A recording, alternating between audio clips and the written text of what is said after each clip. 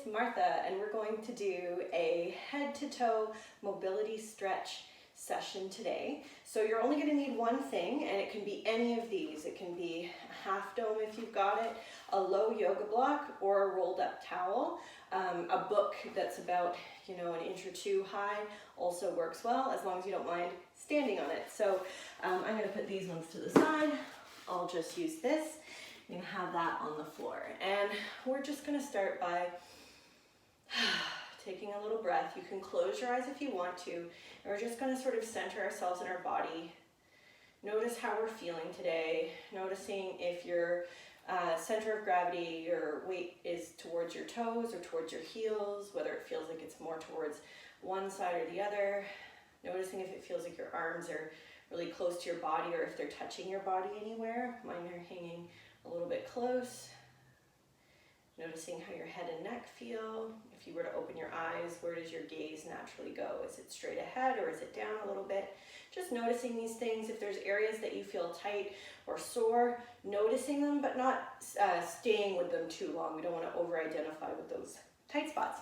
We're going to start with a calf stretch. So with your half dome or your yoga block or your rolled up towel, you're just going to place one foot on the front part of your foot on your block or dome and the heel on the floor.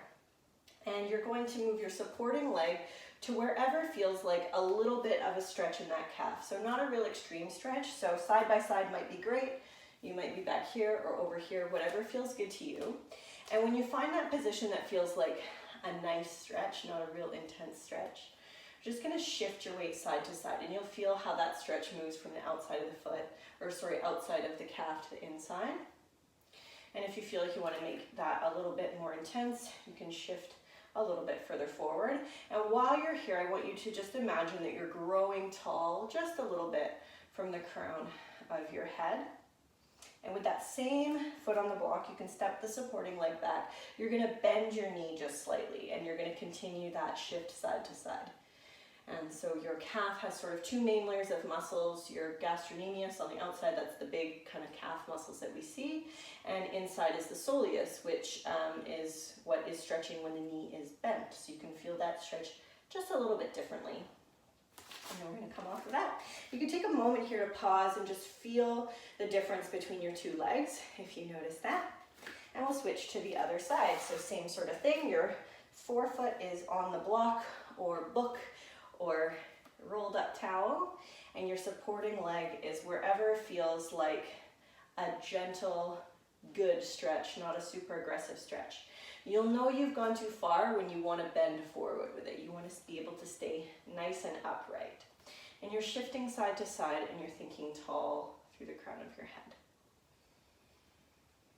Finding that nice stretch, you can adjust your stance as needed to find that spot for you. And then you're going to bend both knees, and we'll shift side to side. So going to that soleus. And just taking that moment there. And then we're going to get rid of that block, and that's all we're going to need that one for. So for the next movement, we're going to have our knees a little bit soft, and we're just going to do a rotation from the knees. So your toes are pointed straight ahead, and you're just imagining if someone said, here's a beach ball, put it between your knees. And so you're just kind of opening those knees. The soles of your feet may come slightly off the floor, and that's okay. You're just rotating from the knee. It'll be in the hip joint and through the ankles as well. Just getting a little bit of that rotation. And keeping a slightly outward rotation and knees soft, you're going to hinge at the hips. So you can put your hands on your thighs. You're going to feel a stretch in your hamstrings. So what we're making sure here is that your bum is sticking out. So you imagine your sit bones are pointed back and then coming back up. So you're just finding that stretch in the hamstrings, and then coming back up. If you're quite flexible and quite strong through your torso, you can reach your arms forward as well, and that's going to intensify it a little bit because it's kind of adding load, adding a longer lever to it. Now you're going to come into that same position, and you can have one hand on your thigh and one hand goes to your low back, and we're just adding a little bit of a very gentle rotation. So you're not trying to torque it around as, you're not trying to crank into it. You're just thinking, I'm going to look at the ceiling. And your body follows your gaze. shake that out if that feels good. And we're going to have your knees just soft so they're not locked.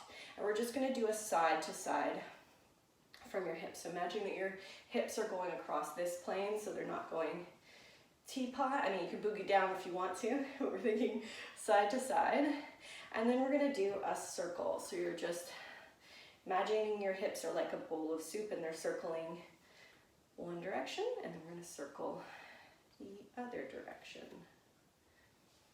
Getting some nice movement through those hips. And now we're going to do our rib cage. So imagine that your hips are staying still and your ribs are sliding side to side.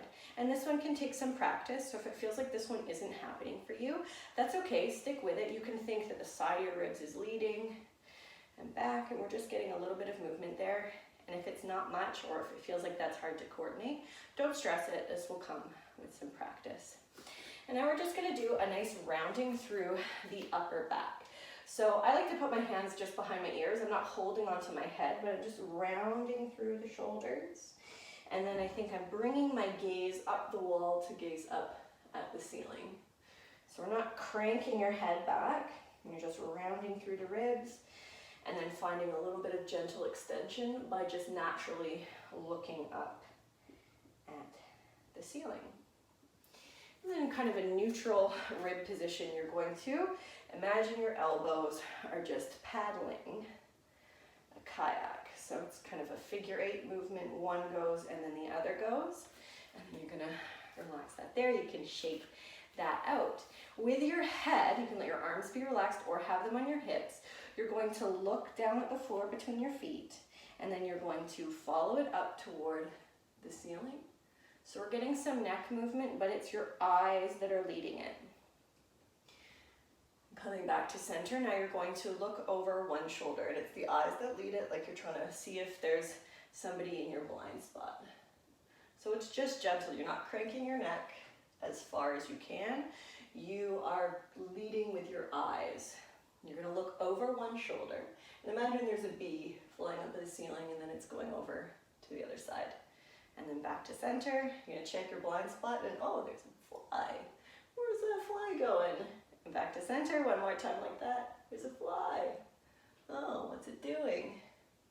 And back to center, last one, over the second shoulder, all the way around, and then you can relax there. We're going to do the shoulders. So you're going to reach your arms out in front of you with your fingers wide and feel like you're reaching them in towards the screen, and you're going to slowly open them so that you feel like there's space to the shoulders, elbows, wrists, and you'll start to feel that there's almost this nervy sort of stretch.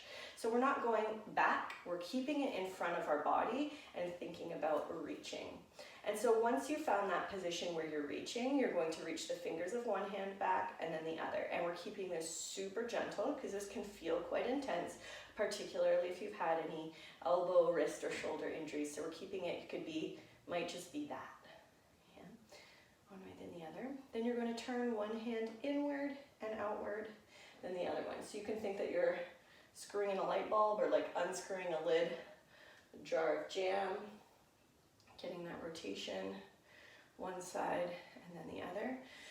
Then we're going to shake it on out. You're going to do a nice inhale, just like I automatically did. And let your rib cage drop back down.